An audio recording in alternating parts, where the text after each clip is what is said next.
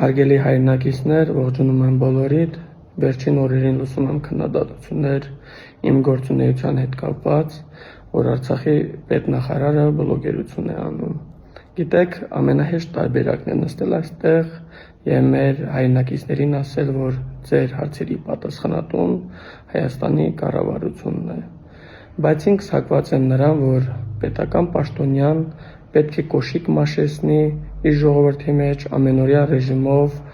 տեղեկանալով ինչպիսի խնդիրների են բախվում մեր հայրենակիցները։ Եվ եթե մեկ տեսանյութ հրապարակելով թեթևանում է մեկ ընտանիքի հոգսեր, ապա ես պատրաստ եմ դրան։ Իսկ այժմ անելիքների մասին։ Ինչպես գիտեք, Արցախ բանկի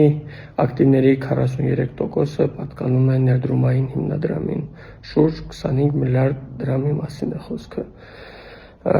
Արցախցիների ամենամեծ խնդիրը եղել եւ կա դա բնակապահովման ծրագիրն է։ Ձեր մոտ հարց չի առաջանում, ինչու Արցախ բանկը չմիացավ այդ ծրագրին։ Միանշանակ Արցախ բանկը կարող էր միանալ, որոշակի արտոնություններ սահմանել մեր հայրենակիցների համար, զոհվածների ընտանիքների համար,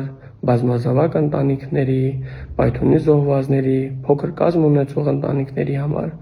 բայց Արցախ բանկը չգնաց այդ քայլին։ Բալայան Արտակը խոսում է բարոյական արժեքների մասին։ Մի մարդ,